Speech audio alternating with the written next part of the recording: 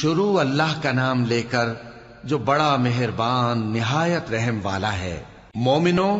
اگر تم میری راہ میں لڑنے اور میری خوشنودی طلب کرنے کے لیے مکے سے نکلے ہو تو میرے اور اپنے دشمنوں کو دوست نہ بناؤ۔ تم تو ان کو دوستی کے پیغام بھیجتے ہو اور وہ دین حق سے جو تمہارے پاس آیا ہے منکر ہیں، اور اس وجہ سے کہ تم اپنے پروردگار یعنی اللہ تعالیٰ پر ایمان لائے ہو، پیغمبر صلی اللہ علیہ وآلہ وسلم کو اور تم کو جلا وطن کرتے ہیں۔ تم ان کی طرف پوشیدہ پوشیدہ دوستی کے پیغام بھیجتے ہو،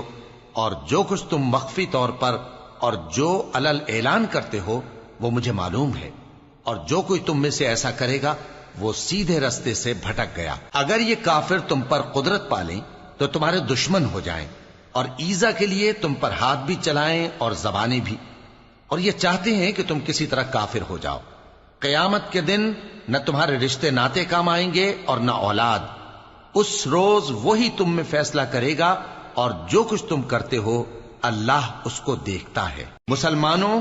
تمہیں ابراہیم اور ان کے رفقا کی نیک سیرت کو اپنانا ضروری ہے۔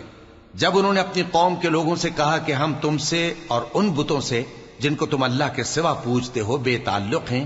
ہم تمہارے معبودوں کے کبھی قائل نہیں ہو سکتے، اور جب تک تم ایک اللہ پر ایمان نہ لاؤ ہم میں تم میں ہمیشہ کھلم کھلا عداوت اور دشمنی رہے گی۔ ہاں، ابراہیم نے اپنے باپ سے یہ ضرور کہا تھا کہ میں آپ کے لیے مغفرت مانگوں گا، اور میں اللہ کے سامنے آپ کے بارے میں کسی چیز کا کچھ اختیار نہیں رکھتا۔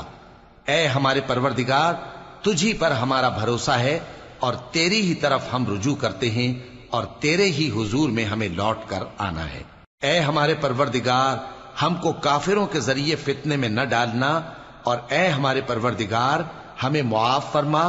بے شک تو غالب ہے، حکمت والا ہے۔ تم مسلمانوں کو یعنی جو کوئی اللہ کے سامنے جانے اور روز آخرت کے آنے کی امید رکھتا ہو اسے ان لوگوں کی نیک سیرت اپنانی چاہیے، اور جو روگردانی کرے تو اللہ بھی بے نیاز ہے، لائق حمد و ثنا ہے۔ عجب نہیں کہ اللہ تم میں اور ان لوگوں میں جن سے تم دشمنی رکھتے ہو دوستی پیدا کر دے، اور اللہ قادر ہے اور اللہ بخشنے والا ہے، مہربان ہے۔ جن لوگوں نے تم سے دین کے بارے میں جنگ نہیں کی اور نہ تم کو تمہارے گھروں سے نکالا، ان کے ساتھ بھلائی اور انصاف کا سلوک کرنے سے اللہ تم کو منع نہیں کرتا۔ اللہ تو انصاف کرنے والوں کو دوست رکھتا ہے۔ اللہ انہی لوگوں کے ساتھ تم کو دوستی کرنے سے منع کرتا ہے جنہوں نے تم سے دین کے بارے میں لڑائی کی اور تم کو تمہارے گھروں سے نکالا اور تمہارے نکالنے میں اوروں کی مدد کی۔ تو جو لوگ ایسوں سے دوستی کریں گے وہی ظالم ہیں۔ مومنو، جب تمہارے پاس مومن عورتیں وطن چھوڑ کر آئیں تو ان کی آزمائش کر لو، اور اللہ تو ان کے ایمان کو خوب جانتا ہے۔ سو اگر تم کو معلوم ہو کہ وہ مومن ہیں تو ان کو کفار کے پاس واپس نہ بھیجو کہ نہ یہ ان کو حلال ہیں اور نہ وہ ان کو حلال ہیں، اور جو کچھ انہوں نے ان پر خرچ کیا ہو وہ ان کو دے دو، اور تم پر کچھ گناہ نہیں کہ ان عورتوں کو مہر دے کر ان سے نکاح کر لو، اور کافر عورتوں کے ساتھ تعلقات نکاح باقی نہ رکھو، یعنی انہیں کفار کو واپس دے دو، اور جو کچھ تم نے ان پر خرچ کیا ہو تم ان سے طلب کر لو، اور جو کچھ انہوں نے اپنی عورتوں پر خرچ کیا ہو وہ تم سے طلب کر لیں۔ یہ اللہ کا حکم ہے جو تم میں فیصلہ کیے دیتا ہے، اور اللہ جاننے والا ہے، حکمت والا ہے۔ اور اگر تمہاری بیویوں میں سے کوئی تمہارے ہاتھ سے نکل کر کافروں کے پاس چلی جائے اور اس کا مہر وصول نہ ہوا ہو، پھر تم ان سے جنگ کرو اور ان سے تم کو غنیمت ہاتھ لگے، تو جن کی بیویاں چلی گئی ہیں ان کو اس مال میں سے اتنا دے دو جتنا انہوں نے خرچ کیا تھا، اور اللہ سے جس پر تم ایمان لائے ہو ڈرتے رہو۔ اے پیغمبر صلی اللہ علیہ وآلہ وسلم،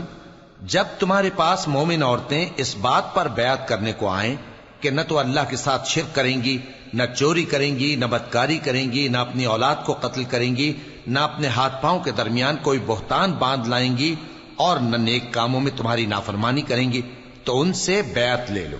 اور ان کے لیے اللہ سے بخشش مانگو، بے شک اللہ بخشنے والا ہے، مہربان ہے۔ مومنو، ان لوگوں سے جن پر اللہ غصے ہوا ہے دوستی نہ کرو، کیونکہ جس طرح کافروں کو مردوں کے جی اٹھنے کی امید نہیں، اسی طرح ان لوگوں کو بھی آخرت کے آنے کی امید نہیں۔